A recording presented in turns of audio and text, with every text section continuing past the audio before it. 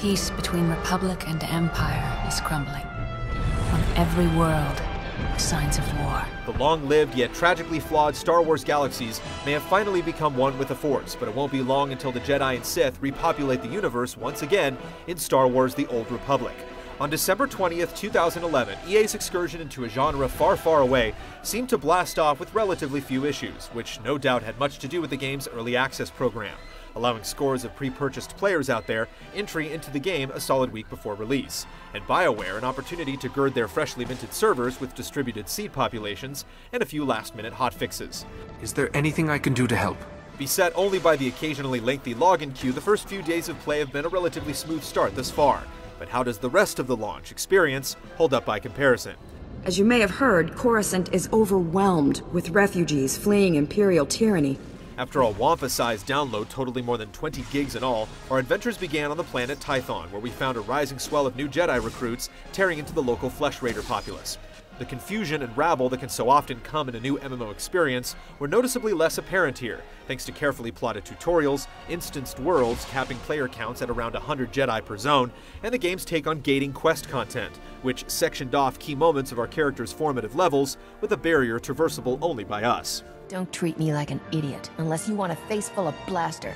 The resulting story experience was a much more intimate and immersive one as a result, with meticulously choreographed and fully voiced conversations doing their part to obscure the hustle and bustle taking part all around you.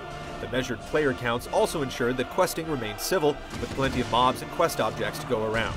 Pickup groups for the first zone dungeon were easy to rally, and the general chat more or less resembled adults engaged in thoughtful and helpful discussion. Belying the login queues we would often face, our packed PvP server of Mandalore the Indomitable seemed much cozier by regard. I leave for a few minutes, and everything goes nuts.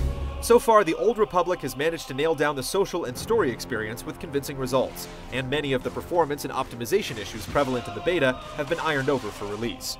Even if your rig's graying at the temples at this point, expect the game to look and run pretty well, even on the lowest settings. Concerns about security are met with mandatory user set questions on login, though if you're looking to go the extra mile, security keys spewing randomly generated number strings are available as a physical purchase or a downloadable app for iOS devices, as well as BlackBerry and Android platforms in the near future.